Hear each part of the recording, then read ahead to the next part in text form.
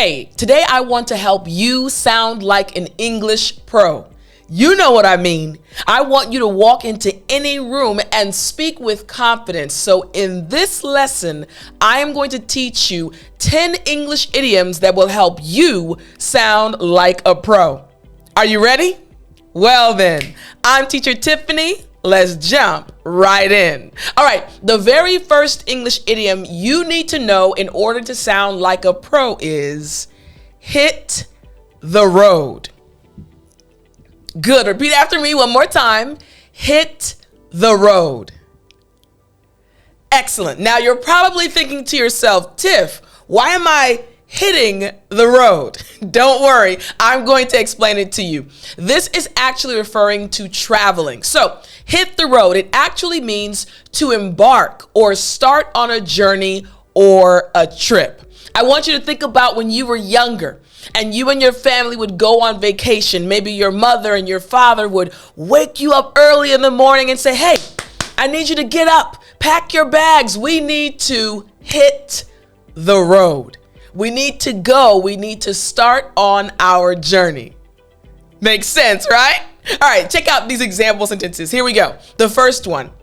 We need to hit the road early tomorrow if we want to avoid traffic. Hey, listen, there's going to be a lot of traffic. Many people will be traveling tomorrow, so we need to hit the road early. You got it? Excellent. All right, here we go. Sentence number 2. After months of planning, it's finally time to hit the road and explore the countryside. It's finally time for us to embark on our trip. Makes sense? It's so funny, as I was reading the example sentence to you, I was thinking about one of my goals. One of my favorite things to do is travel.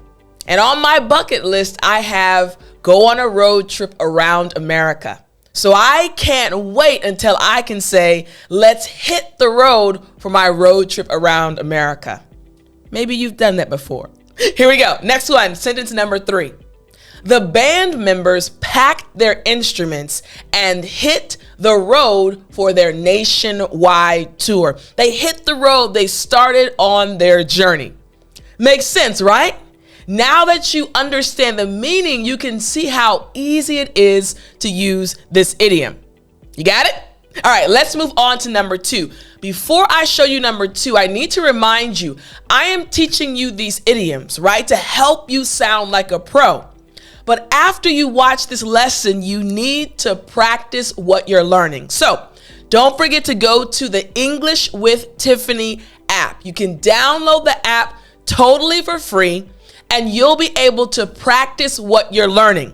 You'll have a quiz. You'll be able to put the sentences together. You'll practice what I'm teaching you and really sound like a pro. So the link is in the description, or you can go right to your cell phone and you can download the English with Tiffani app. All right, so let's move on to the second idiom. The second idiom is another good one that I like. It is take off. Good. Again, take off. Excellent. Now, this is also referring to travel, and it just means to depart or leave, especially by plane. This is the key. I want you to remember this. Normally, when native English speakers say take off, we are referring to taking off in a plane. I just got back from South Korea. Stay till the end for story time, and I'll tell you about that trip. But I remember when I was sitting in the plane and I could hear the stewardess talking about, hey, everyone, we need you to put your seatbelts on. We need you to please sit down and be safe. Why? Because we are about to take off. You got it? All right, check out this example sentence. Here we go. Our flight is scheduled to take off in 1 hour, so we should head to the airport now. Here's the second sentence. The plane took off smoothly despite the stormy weather. You know, when you're on a plane, sometimes it can start off a little bit shaky, right? There was a lady sitting next to me when we were actually in the plane, and I could tell that she was a little bit nervous. So we started talking, and she said, I really don't like when planes land and take off. It just makes me feel uncomfortable. Maybe that's your situation as well. You don't like when planes take off because they feel a little bit uncomfortable. Take off. All right, here we go. Last example sentence. It's always exciting to take off on a new adventure and explore unknown places. Notice I said the majority of the time we are speaking about taking off in a plane. However, you can also use it in this situation. Take off, start, depart on a new adventure. You got it?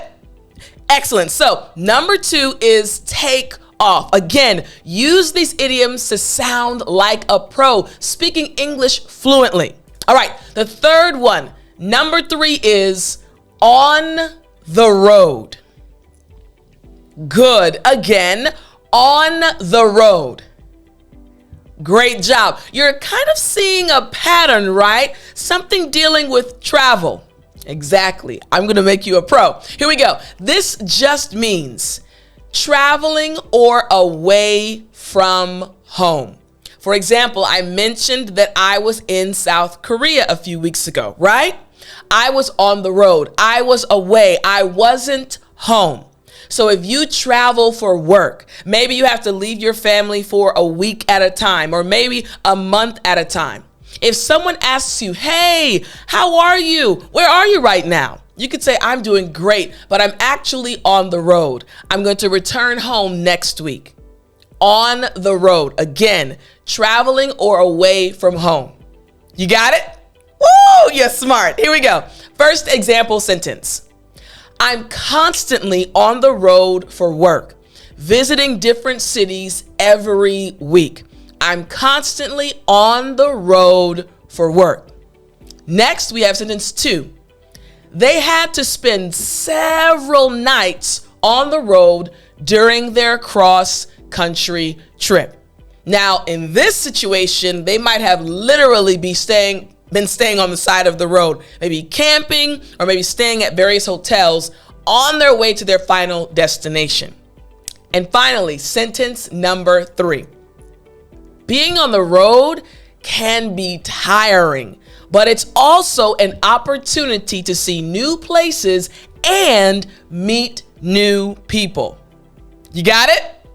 Excellent. All right, so number 3 again, on the road. And remember, I'm explaining these to you because I want you to start using them today to sound like a pro. Number 4, catch a red eye. Good. Again, catch a red eye. Good. Now, I know you're probably wondering, Tiffani, catch a red eye? My eye is red? What does this mean? Now, remember I said we're talking about idioms related to traveling, right? Catch a red eye. This literally just means to take a late night or overnight flight. A late night or an overnight flight. Think about it. When you're super tired, when it's late at night, what happens to your eyes? What happens to your eyes? Normally, they start looking a certain way. And some people actually get red eyes when they're extremely tired. Aha, you're making the connection, right? So if you take a late flight or an overnight flight, you're extremely tired walking up to show your ticket to the person at the counter. Catch a red eye. Make sense? All right, good. Here we go. Sentence number 1. We had to catch a red-eye flight to attend the early morning conference. Hey, it was late, but we had to catch a red-eye flight because we had to go to the early morning conference. Sentence number 2. She was exhausted from catching a red-eye flight and barely slept on the plane. And finally, they decided to catch a red eye to arrive at their destination in the morning. They decided to catch this overnight flight or a late flight. Catch a red eye. You got it? Excellent. All right, number 4, catch a red eye. Now we're moving to number 5, again, so that you can sound like a pro. Number 5 is travel light. Good. Again, after me. Travel light. Great job. Now, again, we're still talking about traveling. Traveling light. What does this mean? This literally is just speaking about traveling with only a minimal amount of belongings. Instead of 6, 7, 8 suitcases, you only have one small suitcase. Maybe 3 or 4 shirts, 2 pair of pants, 1 pair of shoes. You're traveling light, not bringing too many things. In English, we say travel light. Makes sense, right? Now, I wonder, do you travel light or not? Here we go. Sentence number 1. We decided to travel light and only brought a backpack. Hey, this time we don't want to bring too many things. We want to travel light. Sentence number 2. She prefers to travel light so that she can quickly move from one place to another. And sentence number 3. Traveling light allows us to be more flexible and spontaneous during our trips. You got it? Excellent. So again, number 5 is travel light. What about number 6? Number 6, another good one. Off the beaten track. Good. Again, after me. Off the beaten track. Excellent. All right. Now, this literally just means in a less common or well-known place. All right. I want you to imagine a track, right? There's one direction, right? Think about runners on a track. They're running in the same direction, the same path. Normally, when people travel, hey, let's go to the tourist attractions. Let's go to the same places that everyone else goes to. The Eiffel Tower, all of these things, for example, if you're going to Paris, that normal people or commonly go to, right? But then suddenly, hey, I heard there's a spot that many people don't go to. It's not a real popular tourist attraction, but the locals like going there. Let's go off the beaten track. You got it? Excellent. All right, here's sentence number 1. They love to go off the beaten track to find hidden gems and less crowded attractions. Sentence number 2. The small village they visited was off the beaten track, but offered an authentic cultural experience. And finally, instead of visiting popular tourist destinations, they decided to go off the beaten track and discover unique locations. It makes sense, right? Again, off the beaten track. Now we're going to move on to number 7, but I need to remind you, you're learning these idioms. Please start using them. You can. Yes, you, my friend, you can sound like a pro. Start using these today. Here's number 7. Make a pit stop. Again, make a pit stop. Good. Last time after me. Make a pit stop. Excellent. Now, this just means to stop briefly during a journey, usually to rest or refuel. Imagine you're going on a trip. You have twins in the back. They're 4 years old. You're sitting in the front and you're speaking with your spouse and the kids are screaming in the back. You're hungry. They're hungry. Someone has to go to the bathroom. Hey. Let's make a pit stop. We can rest, we can get some gas, and everyone will be fine. Everyone will be okay. Everyone will rest. Let's make a pit stop. Make sense? All right, good. Let's look at pit stop. Here we go. First example sentence. We need to make a pit stop to refill the car's gas tank and grab a quick snack. Next, sentence number 2.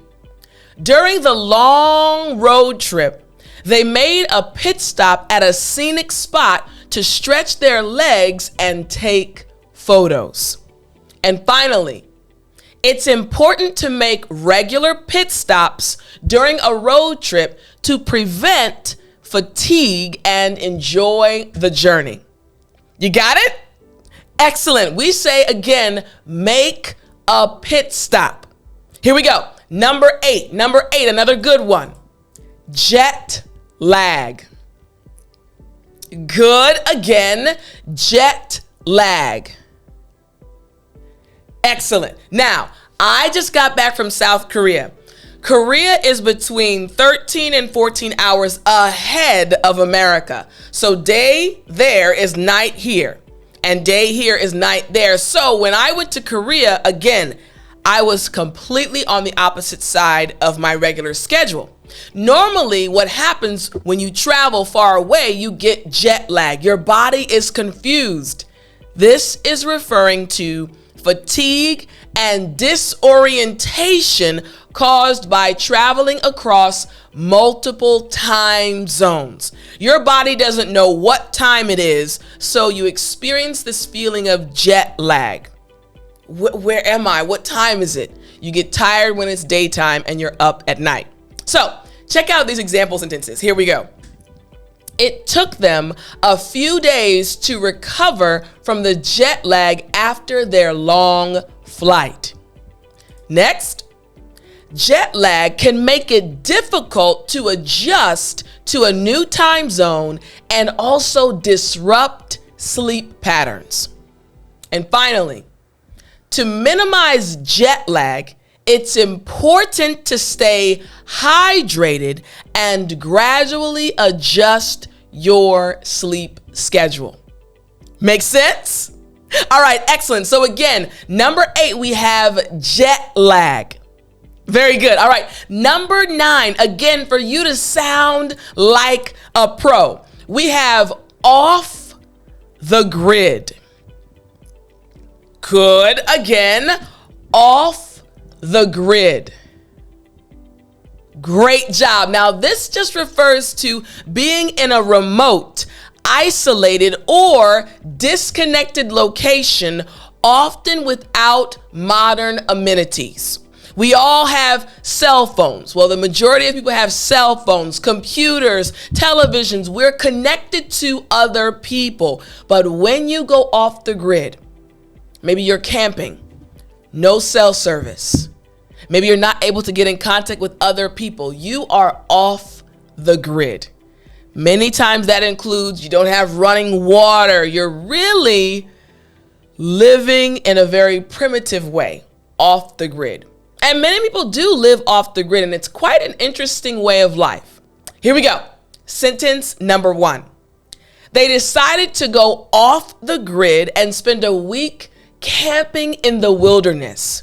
This is something that I'd like to do. Why? Because it helps you reset and you can be calm.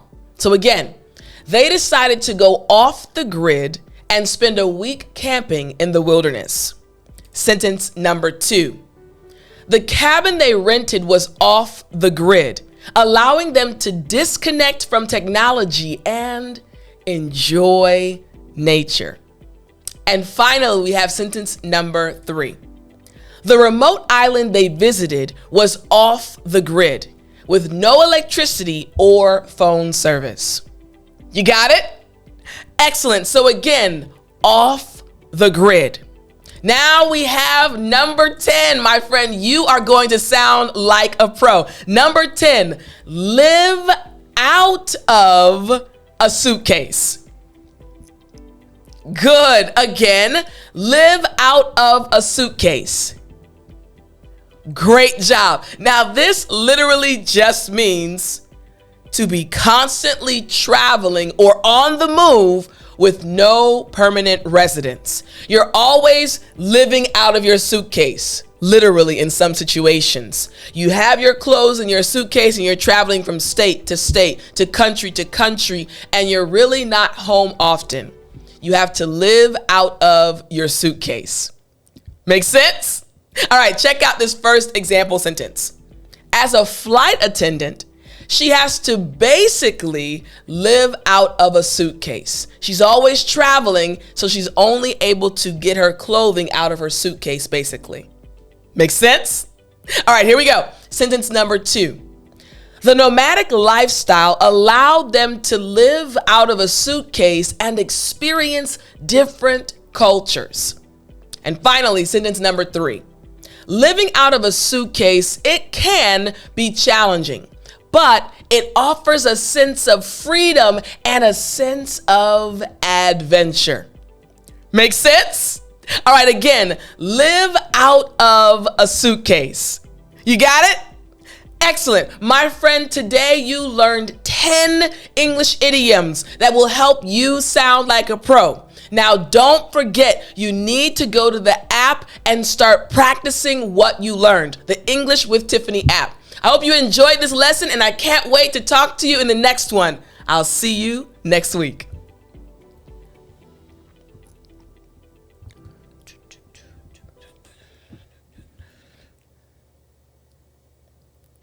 You still there? You know what time it is. It's story time. Hey, I said it's story time. All right, so for this story time, I just want to tell you about my trip to South Korea and why I actually went to South Korea about 3 or 4 weeks ago. So, when I was in South Korea, living there as an English teacher many years ago, one of the teachers I worked with, she was Korean, we ended up becoming close friends. We became best friends and we hung out all the time. We spent almost every weekend together traveling around South Korea. We enjoyed spending time together. And during our trips together, we would talk about life. Our future husbands, our future children, what we wanted to do in life, and we had long conversations. But fast forward, I came back to America. And you know, Korea is very far from America. So we were only able to speak to each other using our phones, right? Texting or calling. She actually married my student. I'm giving you the short version. So in 2019, I flew back to Korea for their wedding. So it was beautiful, very happy for my friend. I want you to understand how close we are. So in 2021, of course, you know, the pandemic, she was pregnant with her first son, and I wasn't able to visit them. Why? Because of the pandemic, COVID, Corona. So several months ago, well, a year and some months ago, she got pregnant again. And COVID was basically over. And I said, I want to go visit my friend. I want to see the kids and also her husband. So I decided to buy a ticket to go see them. And this was that trip. I was able to see my friend, her husband, the kids. I was able to spend time with them for 2 weeks. And it was amazing. But something else that was amazing was seeing my friends surrounded by so many people that love and care about her. People that are interested in my friend's well-being, people that love her like she's family. And when you see somebody you care about be cared about by other people, it warms your heart. So I enjoyed my time there, but I also still think about that time, and it warms my heart because of the people that are around my friend. So for those watching this video, you know who you are in South Korea, living near my friend and being there for her. I want to thank each of you for being so amazing. Thank you so much for loving my friend. I look forward to seeing you all again next year. And I hope you guys enjoyed this story. I'll talk to you in the next lesson.